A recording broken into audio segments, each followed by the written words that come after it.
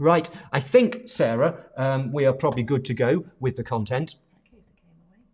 I did give the game away, I know.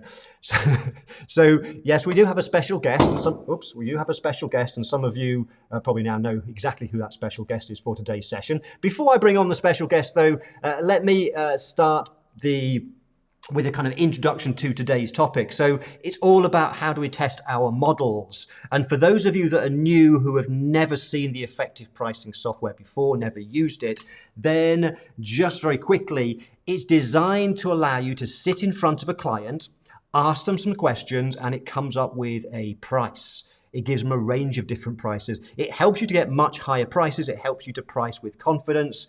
We have people all around the world using it, getting much, much higher prices. I was talking to a lady, I don't think she's here, but Kim Lafayette from Canada was telling me 2 weeks ago, I interviewed her. She said the first time she used it, she had a client, she would have charged $4,000. The software came up with $18,000. And the client said yes. And that's the sort of results that I see people getting all the time using this approach. Now, when we run these sessions, we pick on a particular theme, which you get to vote for. So later on, we'll run a vote so you can choose the next session. Sometimes they're beginner themes, sometimes they're more advanced. So if you have no idea what the software has never seen it before, then yes, we are going to dive in today somewhere in the middle, but if you need to catch up, you can go to the website and watch videos. There are other videos on my YouTube channel, and so you can look out for some of those at your leisure. So where was I going with this conversation? Yes, so when we are... you can price absolutely anything with it. And so you can build your own pricing models up. And we did a session a little while ago on how to build your own pricing models. In fact, we might do it again soon. How do you build a pricing model? And two things that before we dive into the software, two things to think about is, number one is you need to be aware, how do we come up with the price? How do we build our models? And what we want to do is ask the client a series of questions. And we essentially asked two main types of questions. One is we want to ask questions that are about the scope of the work. So if it's bookkeeping, it might be how many transactions, how many bank accounts. We want to ask scope questions. And one way of figuring out what the scope questions are and how to come up with a price is to use a process that I teach called regression analysis, which, if you come next week I'm doing the Pricing Bookkeeping Masterclass. It's a 3-day event. I run it twice a year. It's online, no need to travel. It's next week, it's complimentary. If you haven't yet booked your place for next week's Pricing Bookkeeping Masterclass, then we'll put the link into the comments later on today. Sarah will do that. And you can book your place, register, it's complimentary, and it takes place next week, Tuesday, Wednesday, Thursday. On Wednesday of next week, we will be looking at how to calculate your price. We'll look at all of that stuff. And I'll talk more about how to factor in scope and scope questions. So we need to ask clients scope questions to understand the scope of the work. And the other thing that we want to do is ask people their preferences. We want to give people choices because that's really at the heart of value pricing. Everybody values things differently. And the more we give people choice, the more that they can choose the package, the things that they want. And when they get to choose things they want, they're telling us their preferences, what they value, and we charge higher prices. So you need to understand the types of questions. And today, as we talk about the testing of this, we're going to look at how you're going to see some examples of questions and how we might change the prices and so on. The other thing that you want to be thinking about is when you are building your pricing models and then testing is you need to understand how the calculations work in the background with the software. So if you are new to the software, what happens is you ask the client a series of questions. You can build your own pricing models. You can create the questions yourself. You can decide behind the scenes what price is allocated based on the questions and how they are answered. And the calculations behind the scenes, when it works out the price, essentially what the software does is for each question, it does some calculation. It either adds a number on or it multiplies a percentage increase and it comes up with a price. And then whatever price that is, you then can add to that or multiply it upwards to come up with, if you like, a bronze, silver, gold, different packages. So you can present the client with a choice of different options, different prices. So that's in a nutshell how the pricing works. It says that there's a bit more to it in terms of calculations. We did a live session about a month or two ago on exactly how the software calculates prices. And so if you've never seen that before, you might want to catch up with that.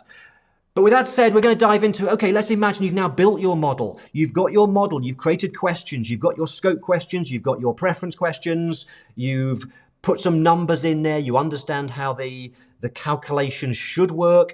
And before we sit down with a client to use it for real, we want to test it first.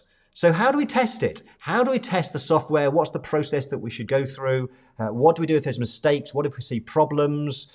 What we're going to do is I'm going to bring in my special guest who's going to walk us through exactly how we do the testing. And then I'm going to come back and I'm going to give you some final thoughts on how to get ready for going live with your first client and using it and perhaps getting a result like Kim, where she got 18,000 for bookkeeping when she thought she was going to get 4,000.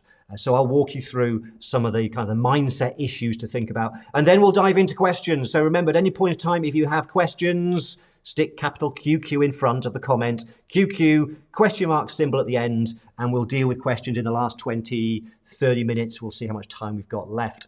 Okay, with that said, my special guest today is my partner, Sarah Cross. Some of you know Sarah really well. Sarah's the person that you email whenever you need some help. So if you have problems with the software or anything else you want help with, you email Sarah at support@wickersham.co.uk and she will help you out. And if you're having problems with your pricing model, then she will often dive in and see if she can diagnose what the issue might well be. So we decided today that, seeing as she's an expert on finding problems in a pricing model and testing, that she would be the best person to show you how to do that. So with that said, let's welcome Sarah. She's here. Hello, everybody. Welcome. And it's nice to be here, albeit that it was a very last minute thing.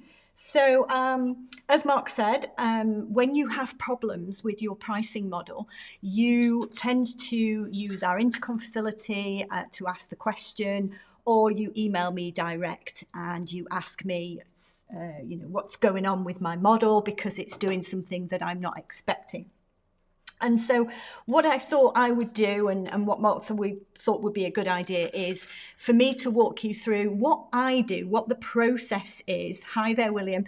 What the process is for diagnosing the problems. There are several problems that are kind of very basic, fundamental problems that tend to be the ones that come up time and time again. So what we're going to do, as I say, is all a very bit last minute kind of thing. So not much preparation gone in on my behalf. So I do apologise.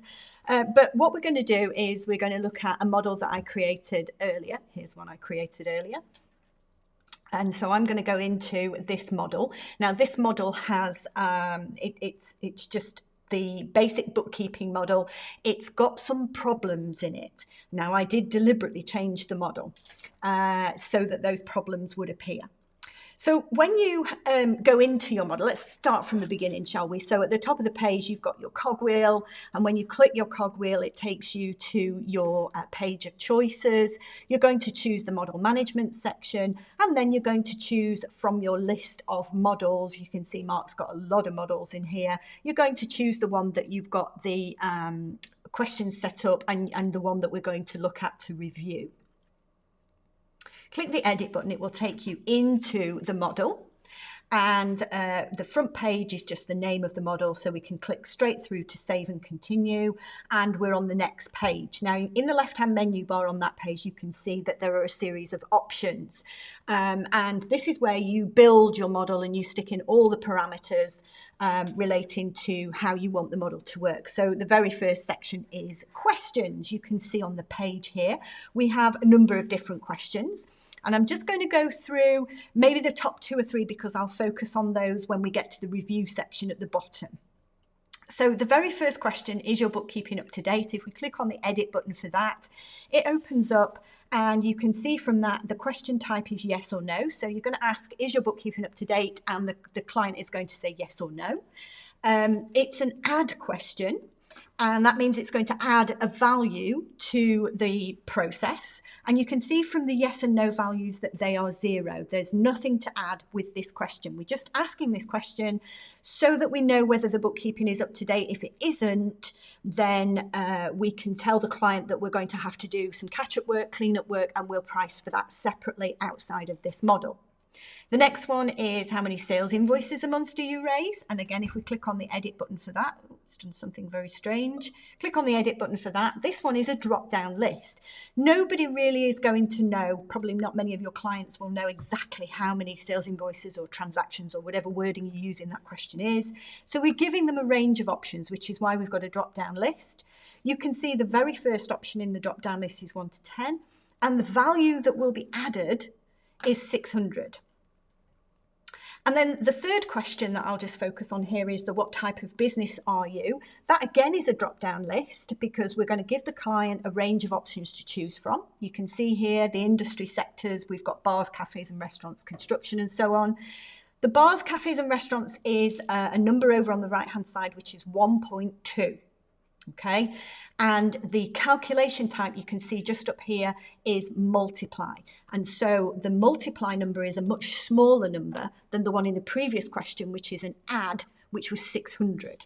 Okay, so we're going to go and have a look now at the review section, which is the last item in the left-hand menu bar. And if I click on that, it will take you to this page. This page is kind of like the page that your client will see when you sit down and go through the software with them. So all you do on this page to check what the prices are that are coming out is you go through and you answer the questions.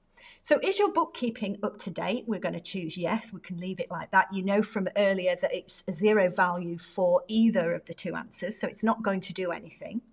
How many sales invoices a month do you raise? We've got the 1 to 10 option chosen, but you can choose any of those options. We'll choose that one for now. And then the what type of business are you? Bars, cafes and restaurants. We know that that's a multiplier. So here what we've got, what should come out, and this will be the ultimate test, is your bookkeeping up to date? It's a value of 0. How many sales invoices a month do you raise is in adding on 600. And then what type of business are you is multiplying by 1.2. So at that point, we should have 720. And if we click the calculate button, there we go. So down the right-hand side, we've got this running total, which is 0 for the first question, adding 600 for the next question, and then multiplying by 1.2, which gives us a running total at that point of 720. What we're going to do now is I'm going to go back and I'm going to change one of the answers to these questions because I just want you to see, as we go down, you can see all the prices kind of build. So the next question, are you registered for sales tax, is 900. Do you operate a sales ledger? We've gone to 1350 and so on. I'm going to change the bars, cafes and restaurants to just other for now. And click calculate. Now what you can see from there is we've gone from 0 to 600 and then we've gone back to 0. And then the rest of the way down this actual calculation, we're on 0 because of the way that we've answered the questions. Why have we gone back to 0? Why? What's happened to send us back to 0? So if we go back to the questions and we go into that what type of business, because that's where the issue occurred, we go into the what type of business again and we have a look. We've got a multiplier. And if we scroll down and have a look at the options down here, you can see that right at the very bottom, we've got other and there's a 0 at the side. Now, this is one of the most frequent problems that I find with people's models not working properly. We're trying to multiply by 0 and we can't do that because multiplying by 0 will take you back to 0. So that in itself now starts the quote process all the way from the beginning. So whereas you'd got up to 600 and then 720 and then so on, now you've gone back to 0. So that's the first thing that you would look at. Are you multiplying by 0? The next thing that we will look at is, can't remember what I did. Here we go, pricing parameters. So here in the pricing parameters page, you can see from my essential package, I have a minimum fee of $3,500. What that essentially means is that in the review section, if I go through the process and I get to the end of the questions, I've answered all the questions and the software has made the calculations and it's come up with a number. If that number is less than 3,500, the software will automatically substitute that number that's there in the minimum section, 3,500. So if the calculations come to 3,300, you've said you don't want to go below 3,500, the software will automatically say, I'm not using my calculation, I'm going to use the numbers. And so what I'm going to do here is I'm just going to go back. We've got bars, cafes and restaurants. We'll do the calculation again. And then what we'll do is we'll go down here to the bottom. And what you can see here is because of the way that I've answered the questions up above, we scroll down, what we've now got down here, and Mark will go into this in a little bit more detail, is we've got these two yellow lines across the actual page that say minimum fixed price amounts have been reached. That signifies that what the software has done is it's gone through the calculation process and it's come up with a number that's less than the minimum price that you want to charge. You can see here this last question, which of the three packages is most appropriate for your business? The figure on the right-hand side is 3,279.40, which is obviously less than 3,500. So that is another reason why your prices might not be coming out, or you're confused by, I thought it should be this amount, and why isn't it that amount? And then the other one that I was going to look at before I hand back over to Mark is the expressing price. Now, I've had this earlier today. I've got the developers working on something because I tried to fix it and it didn't work. So I'm not infallible. If I change the 0 to 2388 and then I click save. So 2388 is now where we're going to start. So if I go back to the review and I click the calculate button, what you'll see here, you remember the very first question, is your bookkeeping up to date, had 0 values for yes and no. But when you change the expressing price, what you've done by putting the number 2,388 in the expressing price is you've given your model a base price. That's where the software will start. So it won't start from 0, it will start from 2388. And then what it will do is it will go through that process again. So is your bookkeeping up to date? That was a 0. It'll do 2388 plus 0 is 2388. 1 to 10 invoices was adding 600, so you can see that's 2,988, multiplied by the bars, cafes and restaurants, 1.2, and so it builds again. And as you get right down to the bottom again, you'll see that the 3,500 that we had in the minimum has now been kind of pushed to one side because we have gone over and above that 3,000. We've got an answer at the bottom of 10,049.38. So we've gone over that minimum. But that's where you kind of need to be looking at those things. If you put something in the expressing price, that's where the calculations start. They don't start from where your questions are, which is the 0 on the is your bookkeeping up to date. So those are just kind of a couple of places where you can look at your review model, you can have a look and you can put the prices in, keep going back to the questions, opening them up, making sure that you've got something that you've not done a multiply by 0. Just one final thing that I did as well, and another one that kind of crops up sometimes is this question here, are you registered? Do you operate a sales ledger?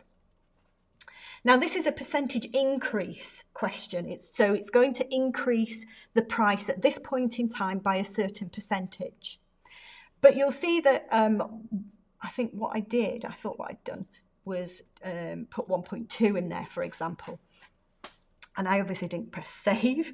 But if we press save, I've changed the no answer there to 1.2. So what it's going to do is it's going to add 1.2%. So again, this is something that you really need to be careful of. If you're adding a percentage, it generally will be something like 25%, 15%, 50%. It'll be a big number. So if you go to your review and it's not exactly what you thought it was going to be at that point because you were anticipating adding 20% on, and you're adding 1.2% because it's that number in there, that's a much, much lower number. So it's going to increase it by a lot less than if you were increasing it by 20%. So again, these are the kind of things, if you're increasing by 20%, don't put 1.2, put 20%. And you'll see that in your review element as well. So hopefully that's kind of giving you a little bit of a basic understanding of what I do when I'm looking for these errors. And Mark will go an awful lot deeper and tell you other areas and aspects. And if you've got any questions, just give me a shout. Awesome. So if you've got more questions, stick them in the questions box. I'm going to just reiterate a few things there. Sarah's still here, so if you've got questions for her, she can still show you more stuff. Some of the things that I'll just reiterate is, firstly, she mentioned the fact that one of the common things we find is that people multiply by 0. So that review allows you to see, and that for those of you new, that review is not what the client sees. Everything you've seen today is the behind the scenes testing, okay? The process that you walk the client through is much more elegant. But that review is just so you can see the calculations and see at a glance if anything's going wrong. So one of those is multiplied by 0. It often happens, this is why, someone might say, I want to have a question where I add something on. If they say, yes, they want this thing. Yes, they want me to, yes, they want me to produce this particular report. If it's a yes, I add on $1,000. And if it's a no, it's 0. And then they think, do you know what? I'm going to change it to a multiply question instead. I want to multiply. I'm going to double the price if they say yes. And we forget to change the no answer and leave it in a 0, because usually zeros, they know is a don't change the price. But of course, multiplying by 0 does change the price. It brings it right down. So that's the one common error. Sarah also mentioned the minimum and the maximum. And that's really there to make sure that it just gives you that peace of mind that even if you make a mistake somewhere in the calculations, it will never go below or above prices that you're not comfortable with. But of course, what that sometimes means is, and sometimes, by the way, when that yellow warning bar comes up, that might not be a problem. It might be that you're happy that the math is right. It's just you're then letting the minimum override it. But one of the things people sometimes say is they say, I've been testing my model and I keep changing the questions. And every time I change the questions, it's still showing me it's the same final price. And the reason for that is if you have got something like a multiply by 0 or some question that brings the price really, really low, then it doesn't matter how much you change all of the different questions to just test with different clients in mind. If you've got something that brings the price right low, then it doesn't matter what else you change, it's always going to come up with a low number, and therefore it will substitute the minimum or the maximum. So if you're ever testing and you find that you're changing the answers to the questions, but the final price isn't changing, that may well be because it's the minimum or the maximum. And again, that's where that review page really, really helps. And the last thing that Sarah said was just be careful if you're using percentages. You can choose whether you use multiply or percentage when you're building your questions up. Some people prefer multiplication. If, for example, you want to say to somebody, would you like our super fast service where we do your tax return guaranteed in 7 days? And if they say yes, you want to increase the price by 10%. Then we can do that in one of two ways. We can either multiply the price by 1.1 or we can increase the price by 10%. Mathematically, the answer's the same. But in the software, you can choose whether you have a percentage question and then you put 10 in, or a multiply and then you put 1.1. And sometimes people just get confused between percentages and multiplications. Let me show you one more thing with the software on that review page. So remember, the review page is not to show the client. This is the behind the scenes. And Sarah's gone through, in fact, let me just hit the calculate button one more time. So you could see how the price is building up in the first part. When we get to the bottom, just so you know what the rest of it does, when you got to the last question, so in this case it says which of the three packages is most appropriate for your business, it's come up with $10,000, $10,049. Then we have a little table at the bottom. You saw earlier, you might get the yellow warning if you hit the minimums or the maximums. We haven't right now, so that's all good. You'll see this table at the bottom, and what it's doing here, just so you know, the software calculates a price. In this case, it's $10,049. And that's the topmost number on the left-hand column.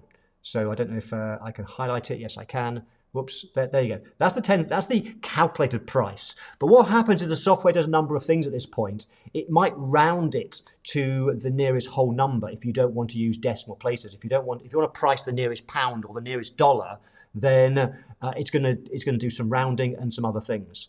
And what it'll also do is then work out the price of your different packages. The bronze, silver, gold, for example. We actually have 5 packages you can potentially use. And by default, they're called light, essential, full, premium, super. Think of the essential as your bronze, the full as your silver, and the premium as the gold. So what the software then does is, having got this price, in this case $10,049, it then does some calculations that you can set to work out, okay, so what will the bronze and silver price, bronze, silver, gold be? So based on the calculation of 10, you might decide that's what your bronze is going to be. And then you want your middle package, the silver, to be about 30% higher. And that's the price that's below that. And then you might want your gold to be, let's say, 50% higher.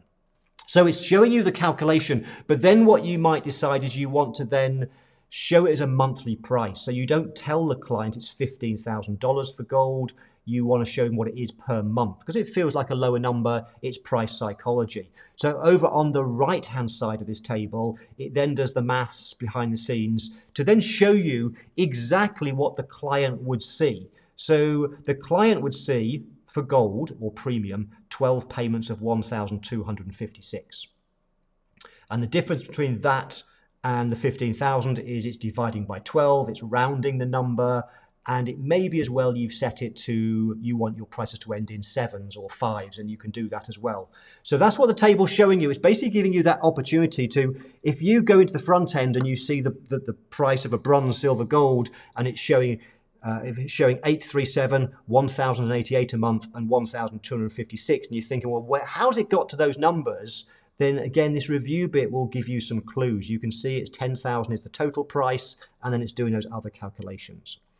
Okay, we're going to open up to questions in a short while. The last thing I want to do, and actually I can't see any questions at the moment. So what questions do you have? Put QQ in front. They can be questions for me, questions for Sarah. They can be questions about testing. They can be questions about anything else to do with the software. If you're brand new to the software, then please ask your questions. The last thing I want to talk about is how do we then roll this out? I'm going to share with you 4 principles, 4 things with your testing. So what Sarah showed you is how to use the review section to just quickly test your models to see if anything's going wrong, to look for those potential errors like multiplying by 0.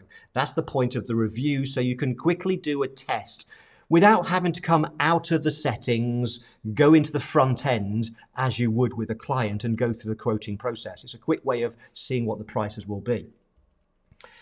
So how do you know when you're then ready to use it for real in front of a client? So 4 principles. Number 1, once you've built your model, once you've tested it and you can't see any errors, it's coming up with prices, then before you use it for real with a client, I recommend that what you do is take some of your existing clients, 3 or 4 clients, and then sit down in the safety of your office, and in that review section for each of the clients you have in mind, answer the questions based on that client's scope and how you think they might answer the preference questions. Based on your knowledge of the client and their business and what they want, answer the questions and see what prices come out, and see what the prices are for the bronze, the silver, and the gold. And do that for 3 or 4 clients until you get to a stage where you feel like the numbers are about right. Now, when I say about right, obviously the goal with effective pricing is to help you to get higher prices. So when you are looking at the numbers, the prices that are coming out. They want to be higher than what you're currently charging the clients in the past. Okay, we want to get higher prices.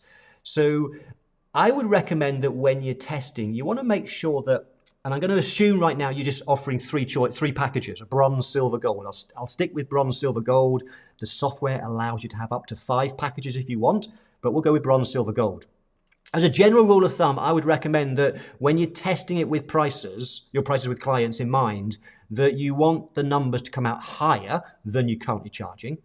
The bronze one, the cheapest package, wants to be higher, but perhaps not a lot higher. If the bronze was double, there's a risk we might lose the client. And so I would recommend you want it to be probably more than 5% higher.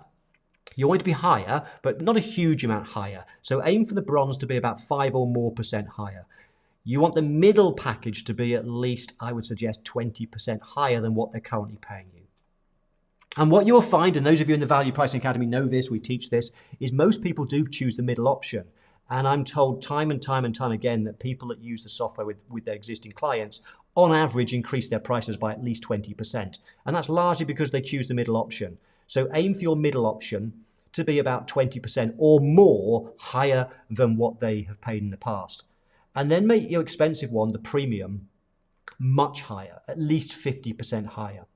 So that's the first principle. Once you're happy with the model broadly, test it with some clients and make sure it is coming out with higher prices of typically 20 to 50% higher. It could be more. That's fine. The more brave you feel, then it can be much, much higher still. So that's the first principle. Second principle I want to share with you is, and I know some people have an issue with this, do not aim for perfection. Sometimes we think to ourselves, I want my pricing model to be perfect. I want the perfect set of scope questions, the perfect options, and the prices to be just perfect. You will never get it perfect because there are too many variables with pricing. Every client values things differently. There's no science to coming up with a price. Price is largely a feeling. It's largely a judgment. And so don't aim for perfection. What tends to happen with perfectionists is they keep perfecting it and then they change their mind, change something else, and they never actually use it for real in the real world. We do have some people that love playing with the software, but they don't then use it in front of a client. So you don't see the benefit. The whole benefit is to sit down in front of a client and all the psychology built into the software to get better prices. You have to just get there at some point. And then what will happen is sometimes some things won't go as well perhaps as you hoped. It was a bit, you look at the price in front of this client thinking, oh, that should have been a bit higher. But why is that different to our old-fashioned way of pricing? With the old-fashioned way of pricing where we gave a price, we often found we ended up working harder and longer because of scope creep and all sorts of things. The point is, though, is that we learn as we go along. Effective pricing gives you a system. So if you give somebody a price and actually you wish it was a little bit higher, or perhaps a bit lower because they said no, then we learn from that and we go back into the system and we might decide it was too high or too low because of this question. We've added too much on, we've not added enough on. We can change the system, we can change the price, we can go in and we can change it. And what you will find is that it will change iteratively over time. The third concept, which is kind of related to that, it's related to perfectionism, is we want to wait till we've got a system that gives us the right price. We want the right price. And the problem is, there's no such thing as the right price.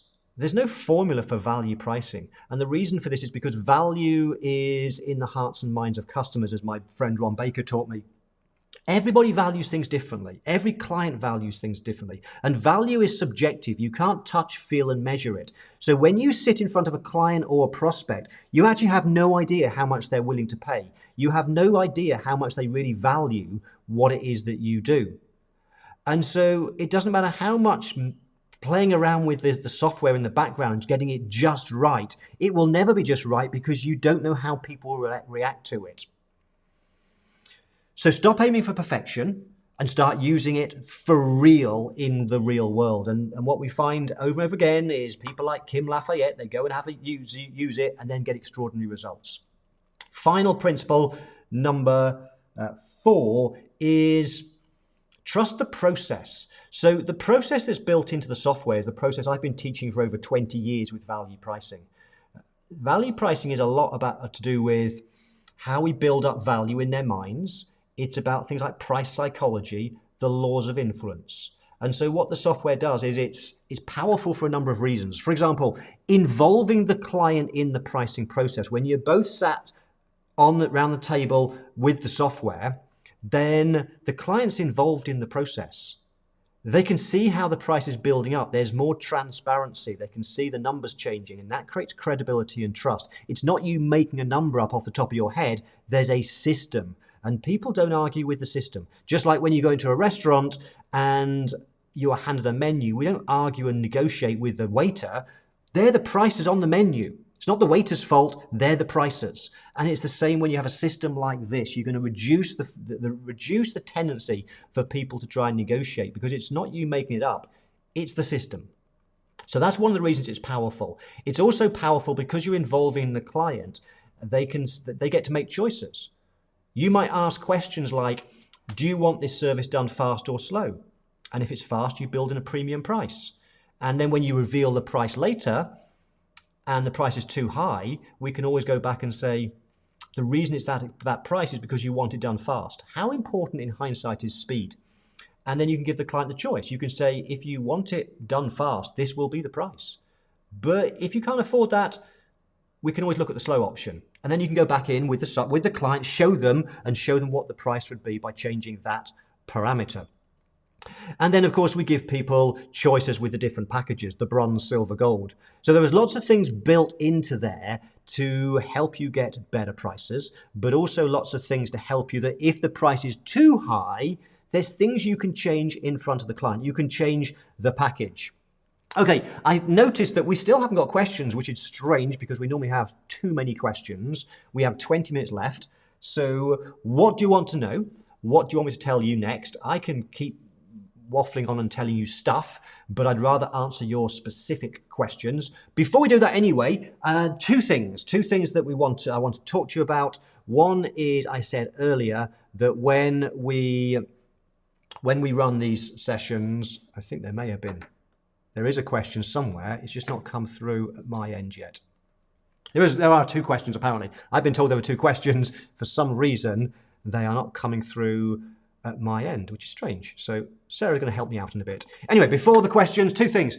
I said to you earlier that when we run these sessions, you get to choose what the topic is that we cover, and we run a short poll. So we've got 3 topics lined up for the next time we run this Friday session. It won't be next Friday, by the way. There's a reason for that.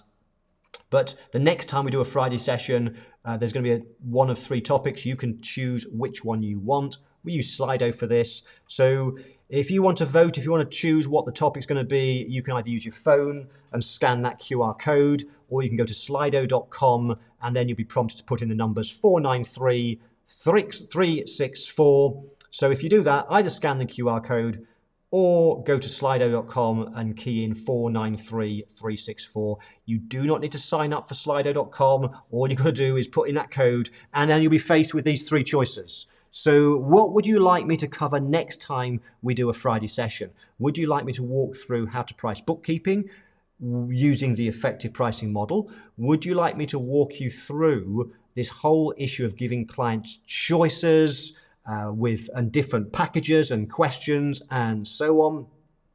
Let me just going to hide that for a second. Would you like me to cover different packages and choices? Or would you like me to show you how to build a pricing model from the ground up, which is obviously if you're a beginner, that's probably a good one. So which of those would be most useful to you? I'm going to give you a few seconds just to answer that. I will reveal the results in a short while. While you're doing that, the other thing I want to tell you about is, if you don't know, next week is special. I'm running the Pricing Bookkeeping Masterclass. It's 3 days where I will teach you how to price bookkeeping. It's complimentary. If you haven't registered yet, Sarah's going to put in the comments below the link to register your place. When you register, that link will take you to a page that looks like this. So it takes place next week. It's Tuesday. You'll find all the details here on this page. Links coming in the chat box at some point soon. And when you register, The masterclass takes place on Tuesday, Wednesday, and Thursday of next week.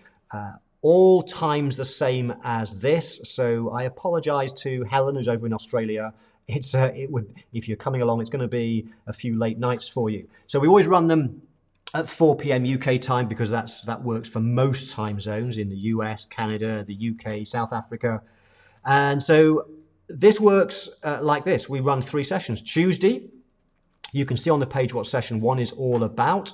Session 2 is really geared towards how to calculate a price with confidence. We look into how to calculate a price for bookkeeping services is on Wednesday. And then on Thursday, we'll look at things like how to communicate value. And if you can't make all 3 sessions, we do record them, and they'll be available until Monday, the 6th of September. So we'll keep them available, the recordings, if you can't make any of the sessions, but try to come live if you can, because in these sessions, not only do I go deep teaching you how to price bookkeeping, but I also answer your questions. And what I tend to find is that some of these sessions go on for 2 to 3 hours because we get lots of questions. So I deliver lots of value and then I answer your questions, and you can stay for as long as you're getting value out of the questions as well. And if you want to get reminders and so on, a good place to go is to my Facebook group, and at the bottom of the page you can join my Facebook group if you're not already in it, and you'll find more reminders there. So that's the Pricing Bookkeeping Masterclass. That's next week. So that's why there isn't one of these sessions next Friday, because those sessions I'm teaching for those 3 days for about 7, 8, possibly 9 hours. So Friday, I have a break, okay? So let's go back to the poll, and then we'll see what was the vote. How to build a new pricing model. Okay, that's what we're going to cover next. Sarah will make a note of that. So we'll look at how do you build that model from scratch inside the software. Right, Sarah, for some reason, the questions aren't coming through at my end. So perhaps you could read them out, which is really strange. Going back to try to find the first one. Yeah, so we're just looking for the questions. Okay. Got it? Yeah. Okay, so Lisa said, how do you decide on the value of any particular option/question? Lisa says, how do you decide on the value of any particular option? Yeah, great question, Lisa. So the thing about pricing, it's largely about judgment. For the reasons I kind of said a few minutes ago, that everybody values things differently. So let's say, for example, you have a question that might be, do you want... let's say it's a tax return preparation service that you're doing, and you might say, do you want your tax return done in the next 7 days, or are you happy for it to be done at our slow speed? You'd come up with a better word for that. So the question is, well, how much do you increase the price if they want it done fast? And the answer is, you have to test. You go with your judgment. And this is the great thing about a system. So let's say that you ask that question, do you want your tax return done fast, guaranteed turnaround inside 7 days? And you decide that you are going to add on to the price for doing that, let's say for argument's sake, an extra $200.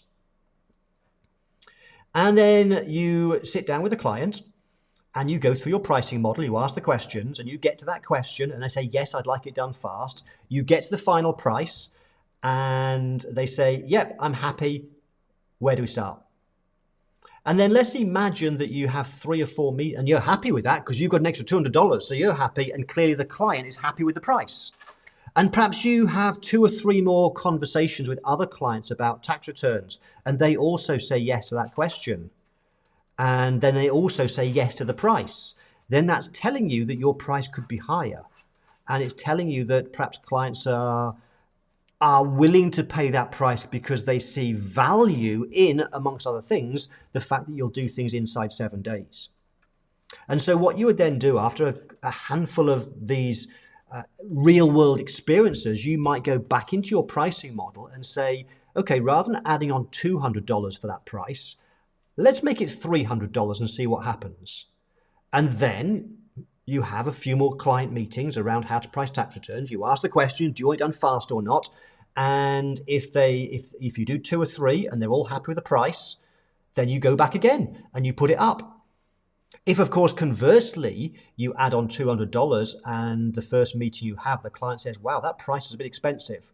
And you say, well, one of the reasons is because you want us to drop everything else and focus on you and get it done in 7 days. If that's really important, that's what the price is, because we have to prioritize you. But if that's not so important to you, would you like me to show the price if you go for the normal service? Oh, yes, please, they'll say. And you then show them, you change the toggle, it'll recalculate the price, this time $200 less. And if they say, okay, yes, I'm happy with that price now, and you do that 2 or 3 more times, and other people say, actually, I'll go with the lower price, that's then telling you that customers don't tend to value paying $200 for speed. So how much do we add on for doing things fast? Nobody knows, because we don't know what our customers value. We go with our judgment, our gut feel, with a number, and then we see what happens in the real world from real world experiences. And only one of 2 things we'll learn. One of 2 things. They're either saying yes to that, great, you're happy with the prices, and you've got scope to put it back up for higher still, or they're saying no, in which case, at least you don't have to drop everything and do theirs fast, because they're saying no to that. But what we can now do is change the price downwards. Think of it, I'll give you a different analogy. If you go, these low budget airlines like EasyJet and Ryanair, often when you go to book your ticket to fly, they'll ask you, do you want speedy boarding? Yes or no. Where do those prices come from? They come from testing. That's all it is, it's testing, because they want to see, well, what proportion of people are willing to pay that price for speedy boarding to get on the plane first. And if they get too many or too few, then they'll change the price accordingly and test. This is one of the most fundamental things about pricing. I said to you that the price will never be right. We have to keep testing. And to test, you need a baseline, you need a system. And that's what effective pricing does. It gives you a system to test in the real world, and then you'll iterate over time based on what you learn. So I hope that helps that question. Sarah, what's the next question? And I don't know why they're not coming through. So forgive me, I don't know whether it's Michaela or Michaela. But Michaela says, I've been really struggling to get this started because I've flipped from hourly to fixed pricing and am still getting burnt on time, especially with new clients. How do we deal with urgent scope creep, where it's last minute requests and one after another? I don't want to have to quote something new every week, and it's really hard to predict. Okay, it's a great question. Because a long one, I might ask for Sarah to read it again. Okay. When they're in front of me, it's a bit easier, but I'm just go through one more time. It's a scope creep question. So Michaela's struggling to get started with this whole pricing thing, and she's still getting burnt on time. How do we deal with urgent scope creep, where it's last minute requests and one after another? She doesn't want to have to quote something new every week, and it's really hard to predict. Okay, Michaela, I think there's a lot of things going on here. I think this is quite an involved question.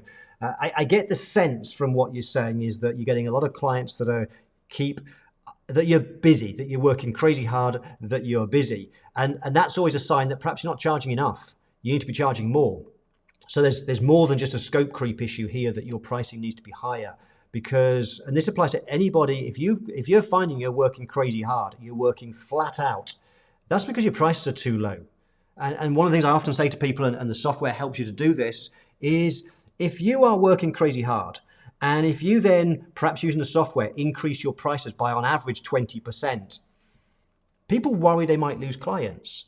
But even if you were to lose 20% of your clients, which is unlikely, by the way, I've not heard anyone say to me, and I've been teaching this for 21 years, that they put their price up by 20% and lost 20% of clients. But even if it does, that's a great result. Because if you put your price up by 20% and 1 in 5 disappear and go somewhere else, then you do the math, your top line doesn't change, your bottom line doesn't change, you're making the same money, but you're working 4 days a week, not 5 days a week. So firstly, you're probably too cheap is what you're saying. The second thing is it sounds like you're having a lot of scope creep issues. Scope creep is partly because we're not very good at the outset of scoping the work. And again, the software helps you to do that by asking the right scope questions. what it also helps you to do is to create that clarity, because you can produce then a fixed price agreement from the software. It creates clarity on how the price was arrived at. So if you said, for example, if one of your questions for bookkeeping in the model is how many transactions a month do you have? And you've got a range that's 30 to 50, and they say, yeah, about 40 transactions a month. And you then carry on through the process, and it comes up with a price, and they say yes to that price, then you want to make it very clear in your communication, in that conversation, and in the fixed price agreement they sign, that that price is based on between 30 and 50 transactions a month.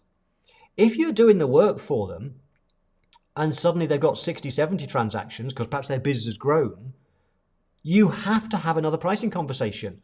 Otherwise, you just find yourself, as you said, with scope creep, you end up working crazy hard. You're doing more work that wasn't agreed in the first place.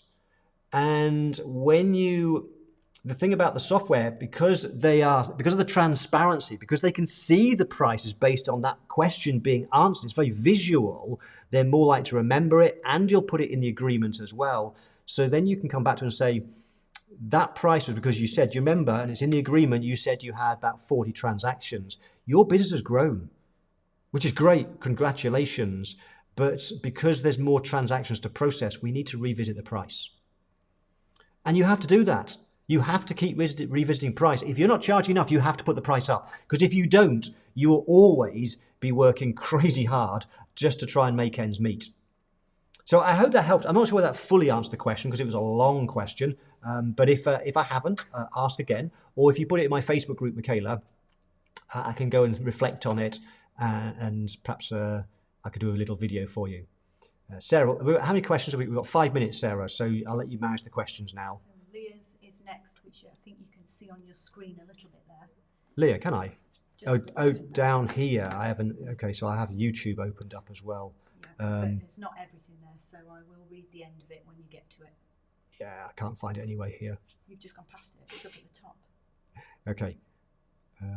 There, from Facebook. Leah Berger. Hi, Mark. I mostly do consulting / training work. So there is some cleanup work, but mostly training clients on how to use the package. So I have questions that I ask, but I don't really have any value to them.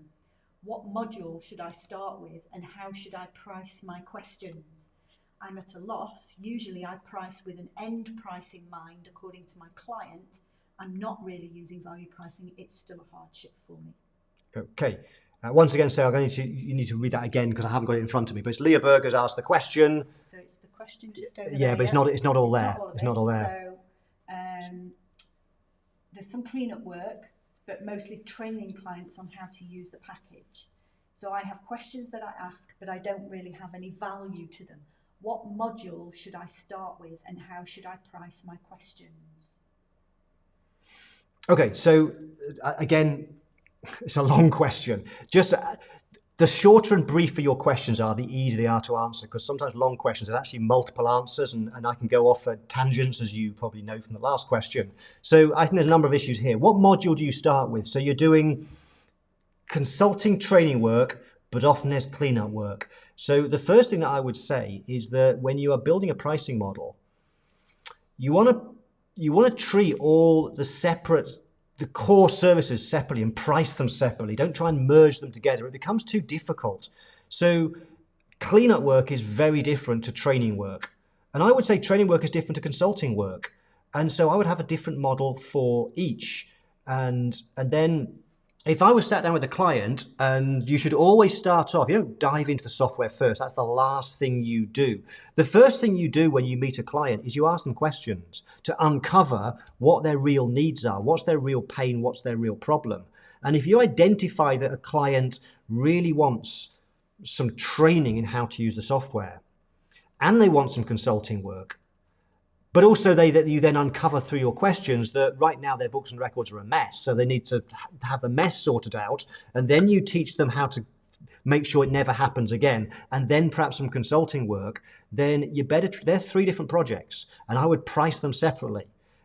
And whether you then price them in the same meeting or not depends on, is there enough time? Have you and the client allocated enough time to properly explore this? Because with pricing, there can be too much money at stake to rush the process. So let's say the client only has another 30 minutes left. What I would do is I say to the client, this is what we need to do. The first thing we have to do is fix the cleanup. The first problem is get things cleaned up. And so I'm going to suggest today what we do is let's price up the cleanup work and get started on that as soon as possible. We need to get things so everything reconciles. And then what we can do is we can meet again next week. And next week we can meet and I can talk about how we can train you up so it never happens again. And then we can talk about some of these consulting projects that you're interested in. So just price things one step at a time. Don't rush and try and price everything. So then what I would do is I would go through the benefits and the value of what I do with a cleanup project. I'd open up the software. I'd have a cleanup model and would agree the price for the cleanup project. And then once that's done, I'd then talk about separately, let's talk about now how we train people so that they don't have a problem with their books and records. And then I would have a pricing model for doing training.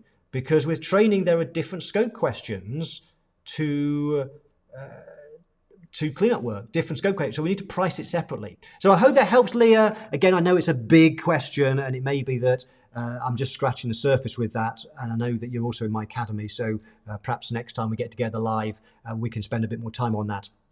Sarah, we've got 1 minute left. Is there a quick one? There are not quick questions with you.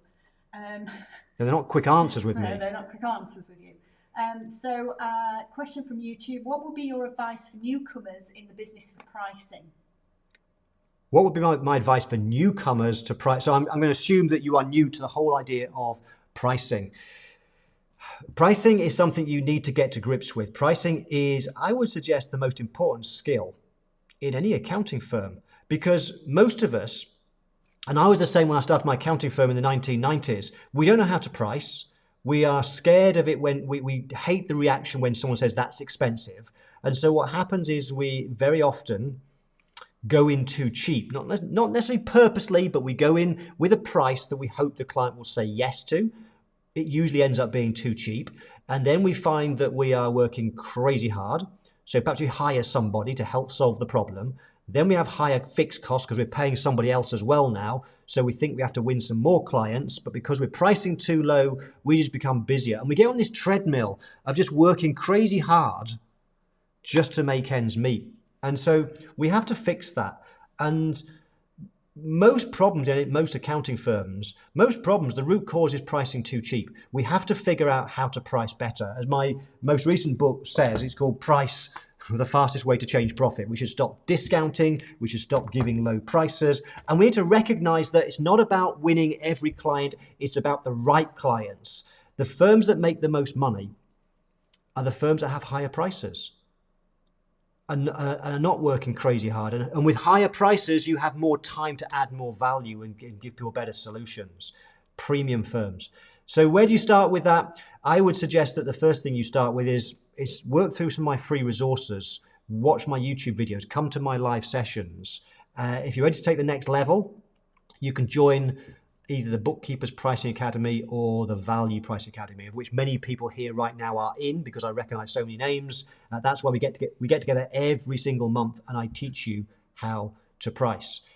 But if you're new to pricing, my top piece of advice right now is the good news is I have a 3-day session next week, the Pricing Bookkeeping Masterclass. So if you're new to pricing, come to that. It's 3 complimentary sessions. We'll go really deep on the foundations of value pricing. It will be applied to bookkeeping services, but much of what I teach next week, the principles will apply to whatever it is that you're pricing. Okay, Sarah, I think we've run out of time. So if there are more questions, and there usually are in the end, if there's more questions and you want them answered, either wait till you see me live. Next week, for example, over 3 days, I will spend much more time answering questions. If you want an answer sooner than that, go to my Facebook group, which is Value Price with Mark Wickersham. You can ask your questions there. If you tag me, I will do my best to answer as soon as possible. But other people, there's over 8,500 people in the group, some really helpful people that will help you with your issues. Okay, thank you so much for coming along. Thank you for coming to this session. Have an awesome weekend. It is the weekend now. I think it is for Sarah and I. Have an awesome weekend. And as usual, I'll play it with some music because that gives me a chance to read all the various comments. If you've enjoyed the session, just let me know by giving it the thumbs up, the like button. I'll see you perhaps next week on the masterclass. Bye for now.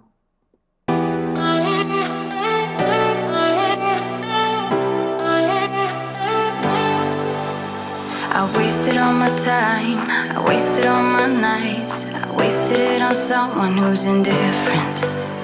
He didn't love me right, he told me I was blind, but I never really wanted to listen.